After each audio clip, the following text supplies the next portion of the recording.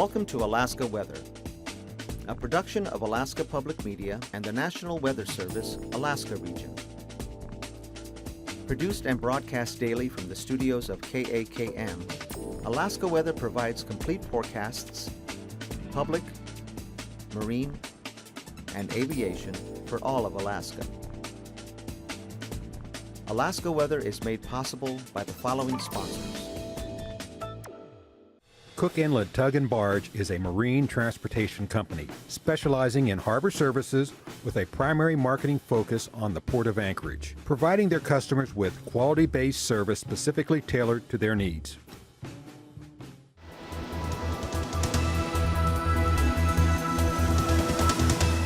The National Weather Service. Good Tuesday, everyone. I'm meteorologist Dave Snider with the National Weather Service. It's the 5th of August now. As always, we encourage you to stay up to date with your very latest weather information and forecast by going to weather.gov/Alaska or arh.noaa.gov. The weather info line is open at 800-472-0391. Find us on Twitter, Facebook, and YouTube during your day and in between the Alaska weather shows. And of course, in the middle of the afternoon, you can get a sneak peek at the weather that's coming your way for the next couple days on YouTube with our daily afternoon surface map forecast there, and you can always find the latest show if you miss it while watching us live. You can find that on YouTube by searching AKWX-TV or going to our broadcast partner here at alaskapublic.org. Fire danger remains spotty at this point, generally north of the Yukon Valley, where there hasn't been nearly as much precipitation as what we've seen today. A pretty healthy dose of rainfall has been moving down the Yukon Valley and generally south and southwest. So right now, still some elevated or high fire danger up around areas near the Red Dog Mine and east of the Kotzebue Sound region and on the south-facing slopes of the Brooks Range and just north of that bend there in the Yukon. As we look out in the Bering Sea, you'll notice a little bit of a shift in the pattern from when I last spoke with you on Alaska Weather last week. You'll notice that we've gotten back into that southwesterly flow across the western Bering Sea.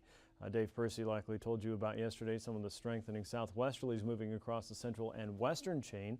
That continues as low pressure moves a little bit further east. The pattern is changing from west to east, and we'll start to see some stronger winds moving across the chain as early as tonight and continuing eastward through the eastern chain as we get into tomorrow. Gale warnings are up tonight and again tomorrow for many areas along the coastal waters of the chain and into the southern Bering Sea.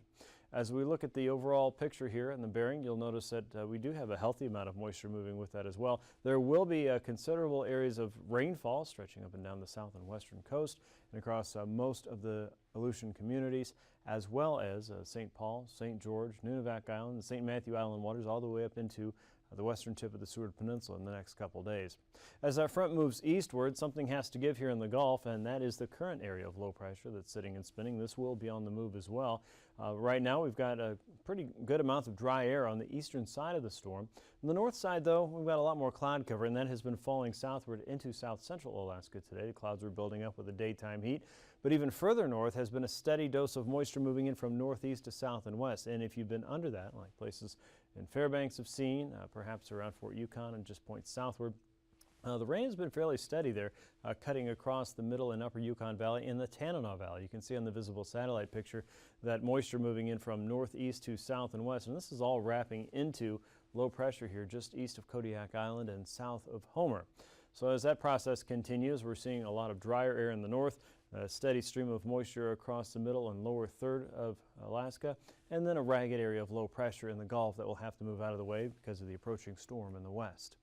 Here's a look at the surface map, and you can see a surface boundary or a frontal boundary right across the Alaska Range and just north. On either side of that we're seeing rainfall, and on the ends of that where conditions have allowed a little more sunshine to reach the Yukon-Kuskokwim Delta and generally east of Unalakleet. We've seen a little bit of thunder and lightning this afternoon. By late afternoon, things were firing up a little bit faster than what we were seeing earlier this morning. And right along the Alcan border, we're noticing a few strikes and build up there. We'll also be watching around the Talkeetnas and the Alaska Range for some showers and thunderstorms through the remainder of the afternoon and evening. Rain was falling in Whittier. We had a little bit of rain on the south side of the system in the North Pacific, and the next storm was already approaching from the western Bering there at 994 millibars. That's expected to deepen a little bit more tonight to about 990 millibars. A watch for showers and storms to continue across parts of the YK, including areas around Bethel tonight. The frontal boundary in the north starts to fall apart and lift northward. Showers will continue across the interior and mainly along the Chugach and across the Prince William Sound region and areas around Seward. Most areas around the Cook Inlet are expected to be mostly dry at this point, but don't rule out a spot shower there, especially if you're in the Susitna Valley. Along coastal areas to southeast, expect a better chance for some rainfall there. Generally on the coast, though, the further inland you go, conditions should be relatively dry, but you will see a wealth of clouds. Out across the west in the chain, look for the central and western Aleutians to pick up the strongest winds first. In fact, by tomorrow, some areas from Kiska to Attu will already see diminishing winds and waves there, while the central and eastern chain all the way up to the Alaska Peninsula starts to see increase in the wind speeds and the seas. Look for the frontal boundary with the triple point here, the attachment of the warm, cold, and the occlusion working just to the north of Atka as we head into tomorrow afternoon. You'll notice the tight packing of the isobars giving us a clue that the winds will likely come up as well. From the west and southwest across the central and eastern chain to the Pribilofs, all the way up to the St. Matthew Island waters and eventually Nunivak Island, the winds will come in a little bit stronger from the south and then eventually the south and west as that system gets closer. By Wednesday afternoon, it looks like it drops to 986 millibars.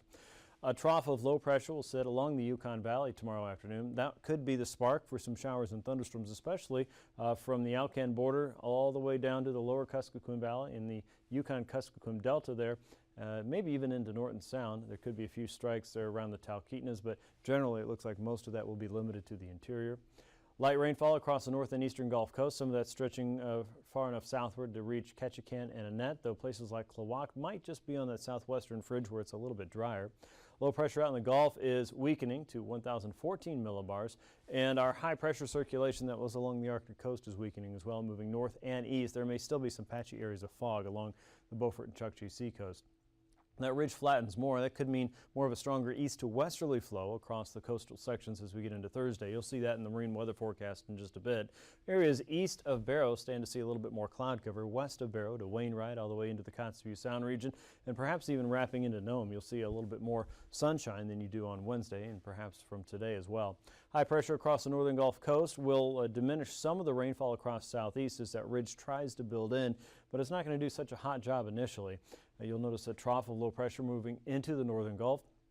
With that, we expect a better chance for some rainfall across parts of Kodiak by the end of the day.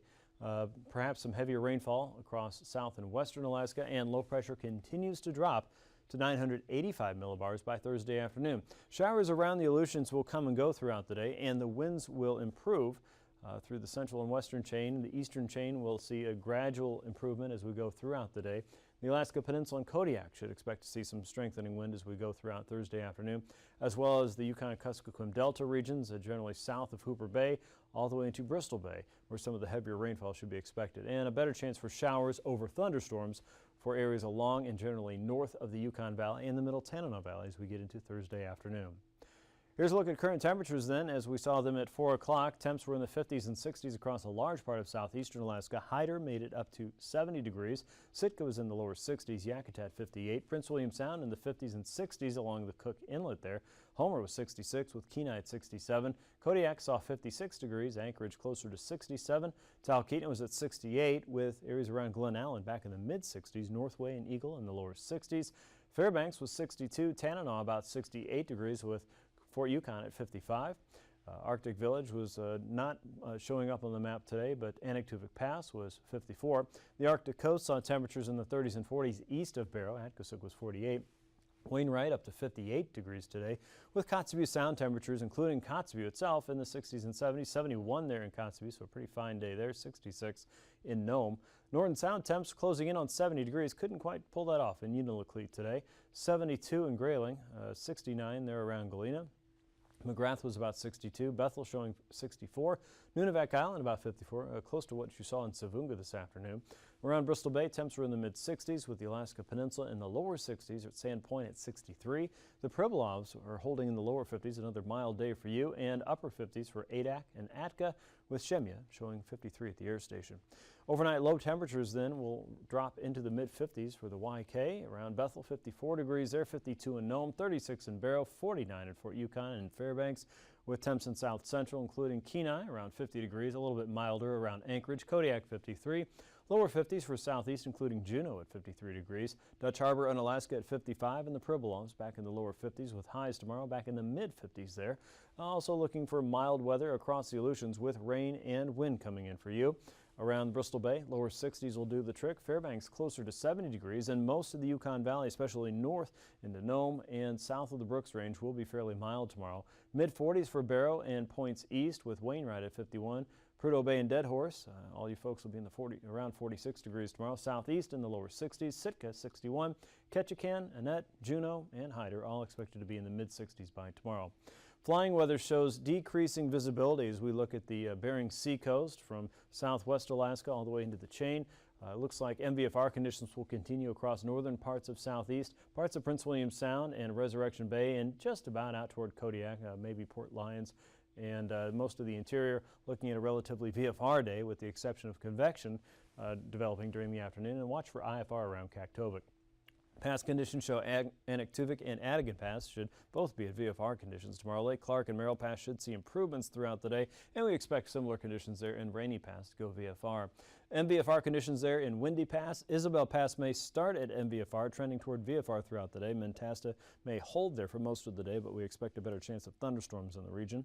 Tanita Pass will call MVFR for most of your Wednesday. Porter's Pass may trend toward marginal restrictions there, with the western side, of course, holding around VFR. And Chilkoot and White Pass, we expect to see MVFR through most of your Wednesday. The freezing level show a cold pocket of air across south central all the way up over Denali and into the middle Tanana Valley and a good part of southeast, with colder air trying to drop into the Beaufort Seacoast here. The main effects are the warming that's lifting northward into the Bering as freezing levels rise from 10 to 12, even 14,000 feet across the far western reaches of the chain. So that means you're going to have to climb pretty high up there to find any icing potential. That'll be anywhere from 10 to about 12,000 feet on the leading edge of that storm and just behind it. On the western edge of the Alaska Range, expect freezing levels to drop to about 8,000 feet. Anywhere just above that, you may find some light to isolated moderate icing potential, and also over the Gulf, with the possibility of some morning thunderstorms there across the western part of the Gulf of Alaska. The jet stream shows a little bit of a different track than what we were talking about just this time last week. Trough of low pressure, they're digging into the Bering now. We also have a trough across the Gulf of Alaska. This is progressing eastward, and our new wave is moving into southwestern Alaska with speeds from 80 knots initially and a much faster flow there as you round over the southern tip of the Kamchatka Peninsula in eastern Siberia at 130 knots. Also have a northerly flow dropping southward around 80 knots. So things are on the move there in the upper levels of the atmosphere, and that means they're on the move at the lower end too at 9,000 feet. Low pressure here across the western Bering, giving us speeds around 20 to 40 knots or so coming into the Pribilofs, and a pretty healthy west and southwesterly flow moving in. That means stronger winds and higher seas there at the surface, of course, and probably some areas of turbulence. Otherwise, light winds around the Gulf and across the interior. We do have a little bit of a northerly wind coming at 20 knots east of Barrow. That shifts to more of an easterly flow at 3,000 feet. Low pressure across the western Yukon, guiding in winds mainly from a northerly direction right along the Alcan, parallel to the boundary there, and more of a south and southwesterly flow coming into southeastern Alaska. And our low pressure system, of course, is stacked and packed across the western part of the Bering. Wind speeds pick up around areas south and west of the Pribilofs to about 40 to 50 knots here and out toward Adak and Atka and into the North Pacific, with a south flow picking up speed across the YK and into the Norton Sound and Nome area around 25 knots or so.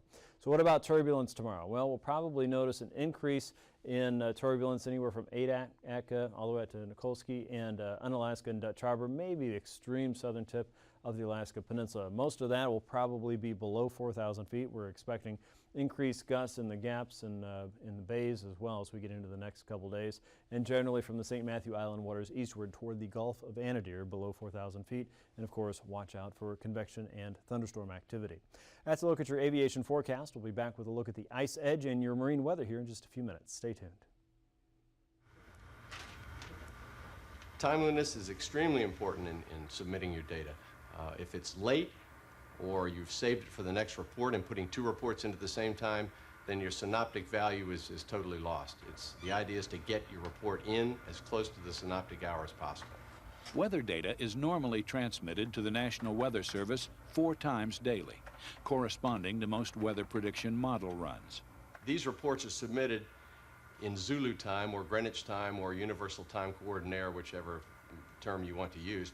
but they're submitted at these synoptic hours every 6 hours all around the world the same time, so that when Klaus Mueller is taking an observation in Germany on board his ship at 0600 Zulu, John Thompson in the Pacific is also taking it at 0600 Zulu, and those times are exactly the same. So no matter where you are in the world, the synoptic time will remain the same, and the data taking time is exactly the same for everyone.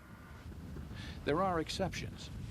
Vessels operating within 200 miles of the U.S. or Canadian coasts, or within 300 miles of a named tropical storm, are urged to report every 3 hours. Sudden weather changes or unusual occurrences should be sent whenever conditions warrant. Observations taken by VOS program vessels consist of wind direction and speed, atmospheric pressure, air temperature and dew point, sea surface temperature, waves and swell, present and past weather, clouds, visibility, and sea ice. Your basic reporting tool is the ship's weather observations form. Recording weather observations for radio transmission utilizes the synoptic code, which was developed by the World Meteorological Organization. It is used on all weather reporting ships to allow rapid transmission and computer processing of data. The synoptic code, which is used for recording the standard shipboard meteorological observation, is used not only by the United States, but also internationally by all countries participating in the World Meteorological Organization. Now, the good thing about this is no matter what country you go to or what country uses these forms, whether it's Japan or Germany or the US, Canada, anywhere, the different columns are all the same. The parameters are all the same in the exact same columns no matter which format you use. This makes it able to be used by computers around the world for generating forecasts. Entering data into the coded format is made much easier by the ship's code card. This one is in English, but they are available in a variety of different languages all around the world. Here's how a typical set of observations would be recorded.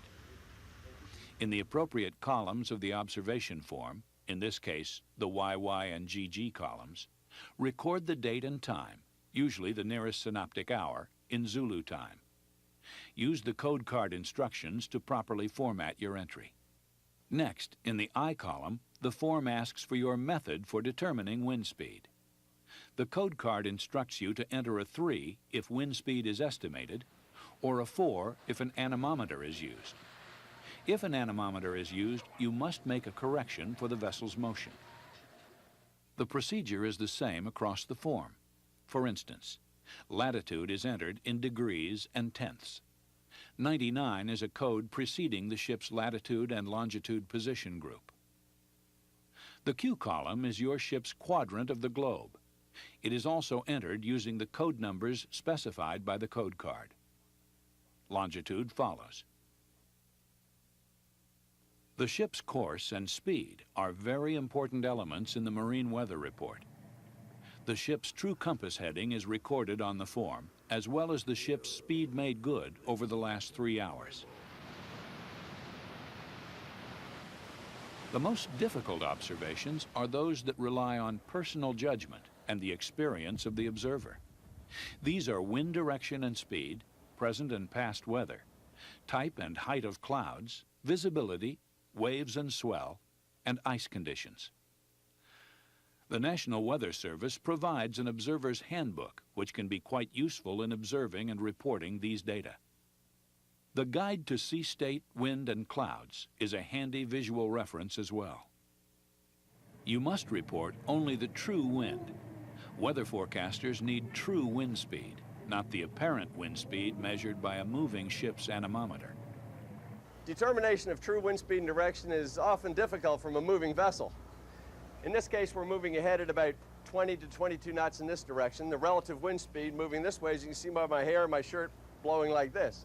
Whereas in actuality, the true wind is coming from this direction and moving this way at about maybe 8 to 10 knots. This can be seen by the surface small breaking waves. The most common and reliable way of estimating true wind speed and direction is by observing the wind's effect on the sea surface. These effects have been organized into a comparative scale called the Beaufort scale, recorded in knots. Ranging from calm, with the sea like a mirror, all the way up to hurricane-force winds, the Beaufort scale associates sea conditions such as breaking waves, boiling sea, foam, and spume with wind speed. A practiced observer will note such features as whitecaps or the formation of larger waves. The appearance of streaks and spray are important indicators of wind speed. Of course, wind waves always move in the direction the wind is blowing, so they indicate true wind direction. Your guide to sea state, wind, and clouds provides illustrations and descriptions of waves to help you apply the Beaufort scale. It's an approximate system, but can be quite accurate for an experienced observer. Once again, code your entry for wind direction. Wind speed is recorded directly in knots. Forecasters need to know present and past weather conditions, including cloud development. This is your appraisal of the conditions as you observed them during the past 6 hours. For example, conditions such as snow, or fog, or squalls, or other phenomena such as lightning or funnel clouds are coded as numbers as specified by the code card. The handbook gives the details on how to report the various kinds of weather phenomena and their subcategories. Clouds are a good predictor of changing weather. Proficiency in cloud identification is a combination of practice and study. There's a gradual transition between the various types of clouds, which can make identification difficult. The most reliable observations of clouds are made by keeping as close and continuous a watch as possible on their development. The National Weather Service posters and guide can be a great help in this. Cloud heights will have to be estimated. Sometimes objects near the horizon can offer perspective. Estimate the height above the sea at the base of the lowest cloud seen. And more on that tomorrow. Here's a look at the sea ice edge as analyzed today by our sea ice program experts here in Anchorage.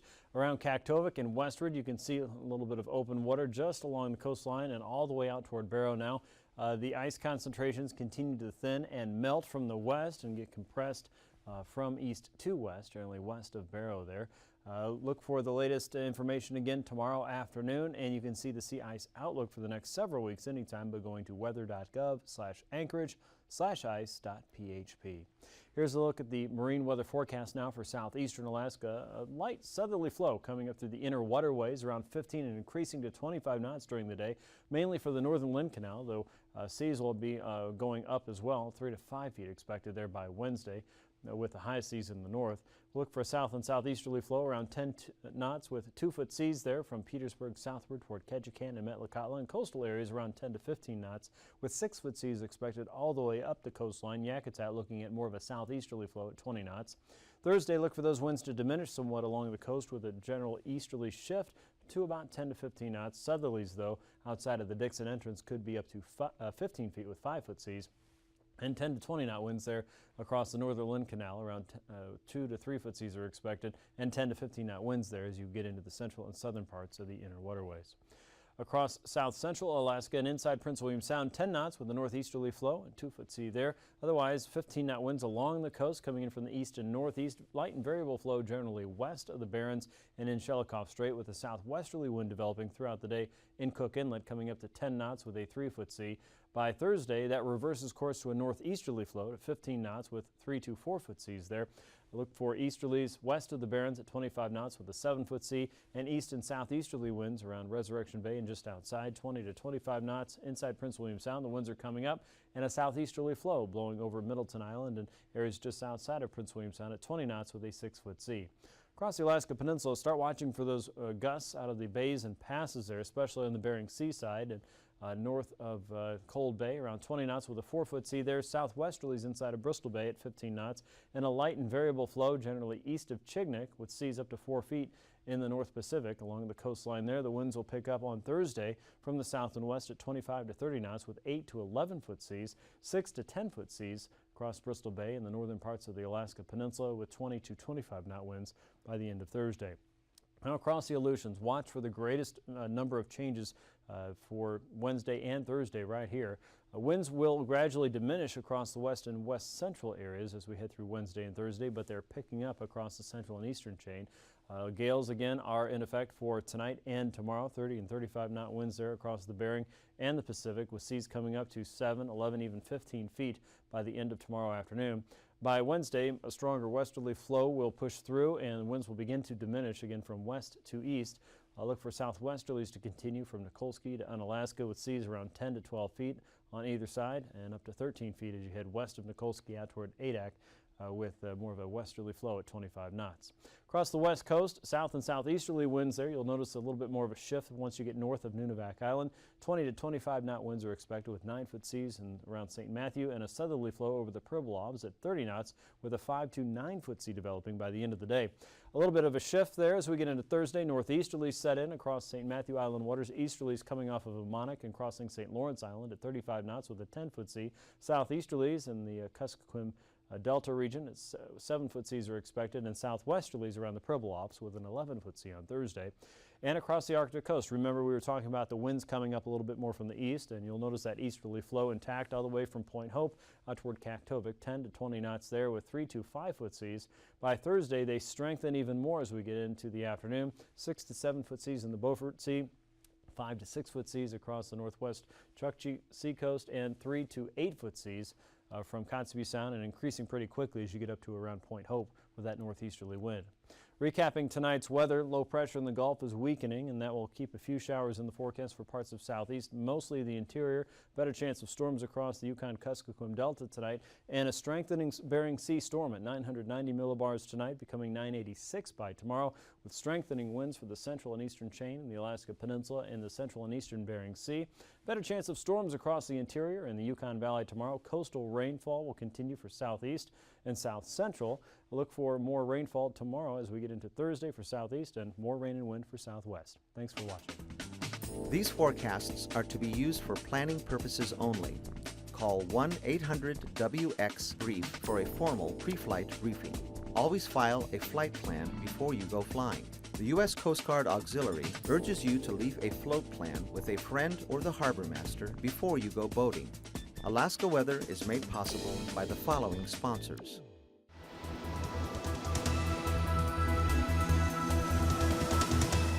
The National Weather Service.